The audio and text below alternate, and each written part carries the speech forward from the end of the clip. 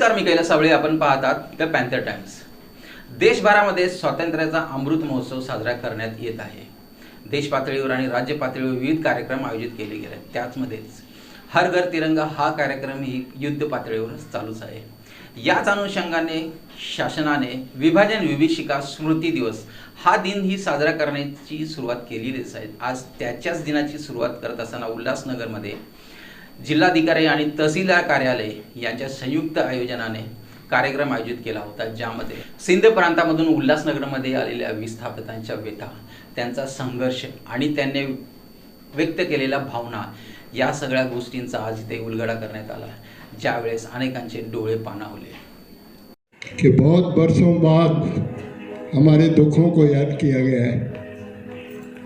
हमारे दुख जो हैं वो इतने नासूर हो चुके हैं कि हम उनका बयान कर नहीं सकते. नासूर एक ऐसी बीमारी है जिसका कोई इलाज नहीं रहता है. हम 1947 में जब सिंध प्रांत से बम्बई पहुँचे तो हम लोगों को बहुत तकलीफ़ों का सामना करना पड़ा. हमें सिंधी से नाम बदल कर रिफ्यूजी रखा गया. हमें यहाँ के लोग नफरत से देखते थे. देवरानी के पीछे लेक बीज कैंप पूरे बैरक्स पत्थरों के थे, स्टील के पत्थरों के. उन्होंने उन पत्थरों में हमें रहाया. फ्री राशन दिया गया, नमकीन दिए गए, ब्लैंकेट दिए गए और प्लेन कपड़ा दिया गया. वो भी सीखे गए हम, क्योंकि लूटा गया था. सब पहनने के लिए भी कपड़े नहीं थे. ऐसे जीवन शुरू ही कर रहे थे तो गांधी जी की शहादत 30 जनवरी को हुई थी. या कार्यक्रमाला मुख्य अतिथी म्हणून उपस्थित असलेले ठाणे जिल्ह्याचे जिल्हाधिकारी राजेश नार्वेकर, आमदार कुमार एलानी, उल्हासनगर शहराचे मनपा आयुक्त अजित, उल्हासनगर महानगरपालिकेचे अतिरिक्त आयुक्त जमीर लेंगरेकर, अतिरिक्त आयुक्त डॉक्टर करुणा जुईकर, सह आयुक्त सुभाष जाधव, तहसीलदार कोमल ठाकूर आणि राष्ट्रवादी काँग्रेस पक्षाच्या अध्यक्षा पंचम कलानी यांनी उल्हासनगर शहरातील अनेक मान्यवरांचा सन्मान केला. यावेळी उल्हासनगरचे सुपुत्र ज्यांनी कारगिलमध्ये आपले दोन्ही पाय गमावले असे तानाजी पवार यांचा देखील ठाण्याचे जिल्हाधिकारी यांच्या हस्ते सत्कार करण्यात आला. स्वातंत्र्याच्या अमृत महोत्सवाला हर घर तिरंगा याची मोहीम ज्यांच्यामुळे आपला तिरंगा बाणाने पडत. चले जाव आंदोलनामध्ये सहभाग घेतलेले स्वातंत्र्य सैनिक बाबूराव बाबांजे यांनी महात्मा गांधी यांच्या 1942च्या चले जाव आंदोलनात वयाच्या अवघ्या 19-20व्या वर्षी सक्रिय सहभाग घेतला. त्याकरिता त्यांनी 26 सप्टेंबर 1942 ते 25 ऑक्टोबर 1942 या 1 महिन्याच्या कालावधीत पेंडला कारागृह बेळगाव येथे कारावासाचे शिक्षक असलेले माजी सैनिक श्री तानाजी ज्ञानदेव पवार यांचाही आपण या ठिकाणी सत्कार करत आहोत. माजी सैनिक श्री तानाजी ज्ञानदेव पवार यांनी ऑपरेशन रक्षक जे कारगिलचं युद्ध झालं होतं त्यामध्ये सक्रिय सहभाग नोंदवला होता. श्री तानाजी ज्ञानदेव पवार हे आर्मीमध्ये parachute regiment 2 para battalion special force commando Naik या पदावर कार्यरत असताना त्यांनी दिनांक 4 जानेवारी 1996 रोजी ऑपरेशन रक्षक जम्मू काश्मीर कारगिल युद्धात भाग घेतला होता. सदर युद्ध चालू असताना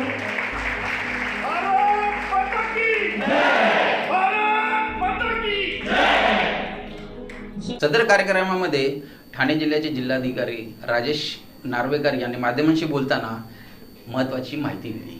केंद्र शासनाने अशा सूचना दिलेल्या आहेत की पूर्ण भारतामध्ये 14 ऑगस्ट रोजी फाळणी वेदना स्मृती दिन साजरा करावा. आणि त्याचं कारण असं आहे की आपण स्वातंत्र्याचा अमृत महोत्सव हा पूर्ण भारतामध्ये मोठ्या उत्साहामध्ये साजरा करतो आहे. परंतु हे साजरा करत असताना आपण एक गोष्ट विसरू नये की आपल्या स्वातंत्र्य दिनाच्या आदल्या दिवशी आपण फाळणीच्या वेदना ज्या लोकांना झालेल्या आहेत त्याची देखील स्मृती करावी. आपल्याला स्वातंत्र्य मिळालेलं आहे ते सहजासहजी मिळालेलं नाही आहे. त्यासाठी काही लोकांना बलिदान करावं लागलेलं आहे. बलिदान त्यांच्या जीवाचं असेल, त्यांच्या प्रॉपर्टीचं असेल, त्यांच्या नातेसंबंधांचं असेल, हे त्यांच्या संपत्तीचं असेल, या सगळ्याचं बलिदान त्यांना द्यावं लागलेलं या स्वातंत्र्यासाठी. त्यामुळे 15 ऑगस्टचा स्वातंत्र्योत्सव साजरा करत असताना ज्या लोकांनी हे बलिदान केलेलं आहे त्यांची देखील आठवण करावी. त्यांच्या वेदनेबद्दल आपण कृतज्ञता व्यक्त करावी म्हणून शासनाने हा फाळणी वेदना स्मृती दिन साजरा करायचे आदेश दिले होते. आणि मला असं वाटतं की आपल्या जिल्ह्यामध्ये ही वेदना ज्यांनी सहन केली किंवा ज्यांच्या पूर्वजांनी सहन केलेली आहे अशा सर्व लोकांची वस्ती ज्या शहरामध्ये आहे त्या उल्हासनगरसारखं ठिकाण जे आहे ते मला असं वाटतं की ही कृतज्ञता व्यक्त करण्यासाठी योग्य शहर आहे. म्हणून हा आज जिल्हा प्रशासनातर्फे हा कार्यक्रम आयोजित केला होता. सर, या कार्यक्रमामध्ये जे खेळ उपस्थित होते त्यांनी काही व्यथा मांडल्या, म्हणजे 75 वर्षांनंतरही त्यांना त्यांचा न्याय मिळालेला नाही. मालकी हक्काचे विषय आहेत किंवा मालकी हक्क कागदपत्राचं डिजिटलायझेशन झालेलं नाही आहे, म्हणजे 7/12 विषय जसं असतो तसं झालेलं नाही आहे. तर याबाबत तुम्ही काय सांगा? याबद्दल एक गोष्ट या ठिकाणी मान्य करायला लागेल की 75 वर्षापूर्वी फाळणीच्या वेदना सहन करून हे सगळे सिंधी बांधव इतक्या लांबून या उल्हासनगरमध्ये आलेत आणि इथे आल्यानंतर निर्वासित म्हणून जरी आले तरी त्यांनी या देशाचे नागरिक असल्याप्रमाणे या ठिकाणी राहिले. त्यांनी स्वतःच्या कुटुंबाचा विकास तर केलाच, पण या शहराचा आणि या जिल्ह्याच्या देखील विकासामध्ये फार मोठं योगदान त्यांनी केलेलं आहे. अर्थात हे करत असताना त्यांच्या काही व्यथा आहेत. त्यांच्या भाषेचं अस्तित्व हळूहळू कमी होत चाललं ही त्यांनी व्यथा मांडली की त्या शाळा बंद होत चाललेल्या आहेत, तर त्याबद्दल त्यांच्या काही व्यथा होत्या. दुसरी त्यांची मुख्य व्यथा होती की या ठिकाणी जे काही लोक आहेत त्यांना अद्यापही नागरिकत्व प्रमाणपत्र मिळालेलं नाही. इथल्या ज्या काळात ते इथे राहायला आले त्यावेळेस त्यांनी काही इमारती बांधल्या, त्यांची अवस्था आता धोकादायक इमारती झालेल्या आहेत. असे काही प्रश्न त्यांनी मांडलेत आणि ते खरोखर मूलभूत प्रश्न आहेत. पण मी या ठिकाणी सांगू इच्छितो की ह्या नागरिकत्वाबद्दल खरोखर जिल्हा प्रशासनाने सकारात्मक सुरुवात केलेली आहे. आम्ही आता सन्मानपूर्वक मागच्या 5-6 महिन्यामध्ये जवळपास 250 जणांना ही दिलेली आहे आणि आम्ही उरलेले जे सर्व अर्ज आहे ते कालबद्ध पद्धतीने आम्ही त्यांना देऊ याची आम्हाला खात्री आहे. इथल्या बेकायदेशीर काही बांधकामं किंवा ज्या अनधिकृत इमारतीच्या अनुषंगाने रिडेव्हलपमेंटचा प्रश्न होता तर त्याबद्दल एक कमिटी फॉर्म केली होती. त्या कमिटीचा रिपोर्ट देखील शासनाला सबमिट केलेला आहे. त्या कमिटीचा मी पण एक सदस्य होतो आणि शासनाने तो अहवाल स्वीकारलेला आहे. त्यामुळे मला असं वाटतं की या येत्या 1 महिन्याभरामध्येच त्याचे आदेश निघतील आणि रिडेव्हलपमेंटचा फार मोठा मार्ग उल्हासनगरमध्ये मोकळा होईल.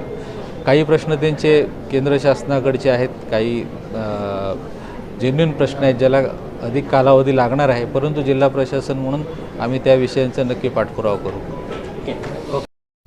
फाळणीच्या बाबतीत सिंधी समाजातील व्यक्तींच्याबद्दल व्यथा मांडताना माजी नगरसेवक महेश सुकरमानी आणि राजेश वदलिया यांनी आपल्या भावना व्यक्त केल्या. विभाजन की विभीषिका ये हमारे सिंधी समाज के लिए बहुत ही दुखद दिन था और दुर्भाग्य का दिन था. विभाजन के बाद जब ही सिंधी समाज अपने राज्य को छोड़कर इस तरह की ऐसी परिस्थिति जो यहाँ आप देख रहे हो पीछे प्रोग्राम में, जो यहाँ के सीनियर सिंधी समाज के जो उस समय विभाजन के समय आए थे उन्होंने अपनी आपबीती बता रहे हैं.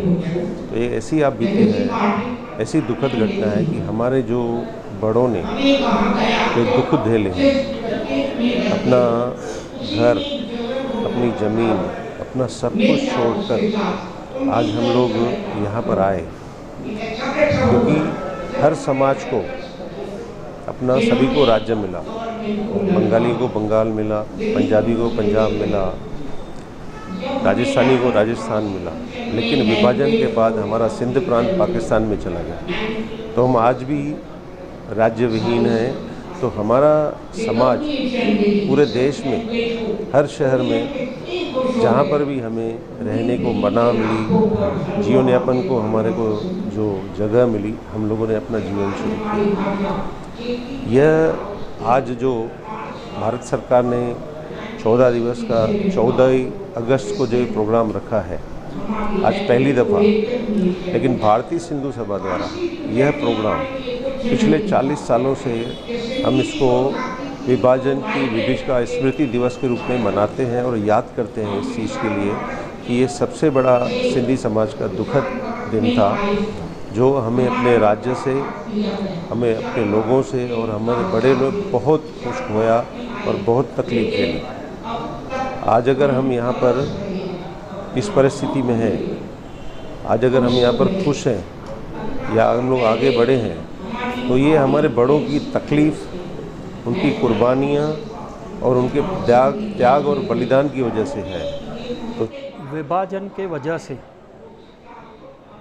सिंधी लोगों को अपना सिंध प्रांत छोड़कर भारत के इस तरफ आना पड़ा। हम लोग यूनाइटेड इंडिया में रहते थे। उस समय पे देश के 2 टुकड़े हुए, एक का नाम पाकिस्तान, एक का नाम हिंदुस्तान पड़ा। हम लोग जब इस तरफ आए तो इस तरफ की आने के बाद जो तकलीफ़ें हुई, पहले 2 हमारी पीढ़ियाँ रोटी, कपड़ा और मकान के संघर्ष में ही ख़त्म हो गई। उसके बाद जो सबसे बड़ा नुकसान हुआ है वो हमारा हुआ है सिंधी साहित्य का, सिंधी कल्चर का, सिंधी लैंग्वेज का, जिसके लिए आज भी उल्लासनगर जो सबसे ज़्यादा सिंधियों की कॉलोनी है, इसमें एक भी सिंधी मीडियम का स्कूल नहीं है। तो ये परिस्थितियां हैं। आज हर व्यक्ति इंग्लिश मीडियम में बच्चों को पढ़ाना चाहता है, क्योंकि इंग्लिश मीडियम पढ़ने से उनको नौकरियां मिलेंगी, उनको रोज़गार मिलेगा, उनको बिज़नेस में सहूलत होगी। साथ में वहाँ जो हमने ज़मीनें छोड़ के आए, भारत सरकार ने सिंध नेशनल कॉलेज बोर्ड के सिंध फेडरेशन के साथ में जो एग्रीमेंट किया था कि वहाँ के ज़मीन के बदले में यहाँ ज़मीन देंगे, आज भी हमारे 40,000 क्लेम भारत सरकार के पास पड़े हैं। उनको सनद नहीं मिली है, या सनद मिली है तो कब्जा दूसरों का है। ऐसे बहुत सारे विषय हैं, वो पेंडिंग पड़े हैं। तो वो जब तक सॉल्व नहीं होंगे तब तक यहाँ जो हमारी सेटलमेंट है, आज जो हम आप देख रहे हैं, वो हमारे बड़ों का संघर्ष का नतीजा है। जो आज़ादी से पहले यहाँ पर व्यापार कराची और मुंबई ट्विन सिटी हुआ करते थे, जो यहाँ व्यापारी सेटल हो चुके थे, उन्होंने कॉलेज, स्कूल और हॉस्पिटलें बनाई, जो सबको मालूम है। लेकिन जो हमें हमारा अधिकार मिलना चाहिए वो अभी भी बाकी है। इसके लिए मैं भारत सरकार से और महाराष्ट्र सरकार से निवेदन करूँगा कि वो जो सनद हमें बाकी देनी है वो जरा जल्दी से जल्दी दें। सदरच्या कार्यक्रमाला आवर्जून उपस्थित असलेल्या उल्हासनगरच्या राष्ट्रवादी काँग्रेस पक्षाच्या अध्यक्षा पंचम कालानी यांनी सिंधी समाजाच्या व्यथा आणि संघर्ष याबद्दल माहिती देताना सांगितले की विभाजन विभीषिका स्मृति दिवस के दिन आज कार्यक्रम आयोजित किया है। इस बारे में आप सिंधी समाज की प्रतिनिधित्व निभा रहे हैं, उस बारे में आप क्या? पहले तो मैं पूरे इंडिया को स्वतंत्रता दिवस की हार्दिक शुभेच्छा देना चाहती हूँ। आज हमारा 75th इंडिपेंडेंस डे है। हमारे लिए बहुत गर्व की बात है कि हम लोग कहाँ से कहाँ पहुँच गए हैं। और ये प्रोग्राम के लिए मैं बोलना चाहूँगी कि जो गेस्ट थे जिन्होंने हम लोगों को इतनी सारी चीज़ें बताई, मुझे तो लगता है कि मुझे मेरे रूट्स पता ही नहीं थे। इतना स्ट्रगल किया है हमारे एंसेस्टर्स ने, और अनफॉर्चुनेटली हम लोग we are born with a golden spoon. So basically मुझे लगता है कि ये प्रोग्राम बहुत इम्पॉर्टेंट है। मुझे लग रहा है कि ये सारे जगह में चले सो दैट ये सबको पता चले कि हमारे जो पाकिस्तान से दूर गए थे, हमारे एंसेस्टर्स ने काफ़ी सारी प्रॉब्लम्स फेस की है आज हमको ये पोजीशन पे लाने के लिए। तो मैं सिंधी समाज में काफ़ी संघर्ष के बाद आज तक यहाँ पे मकाम पे आए। यस, पिछला आज का जो युवक है क्या उसको इन सारी चीज़ों की मालूमात है? अगर नहीं है तो आपकी तरफ से आप क्या संदेश देना चाहेंगे? मैं बिल्कुल बोल रही हूँ, बिल्कुल मुझे ही नहीं मालूम था। हमारे एंसेस्टर्स ने इतना स्ट्रगल किया है आने तक। हमारी मैम ने बताया कि वो उनके घर जला दिए गए थे, बहुत सारे प्रॉब्लम्स आए थे, पाकिस्तान से निकाला गया था, इंडिया में भी एक्सेप्टेंस बहुत देरी से मिला था हमको। तो और मुझे ऐसे लग रहा है हमारी सिंधी भाषा सीरियसली गायब हो रही है, तो हमको हमारी सिंधी भाषा को थोड़ा आगे लाना चाहिए। मैं मेक श्योर करूँगी कि मेरे दोनों बेटों को मैं सिंधी भाषा ज़रूर सिखाऊं, एटलीस्ट बेसिक उनको आना चाहिए, सो दैट हमारी लेगेसी कायम रहे।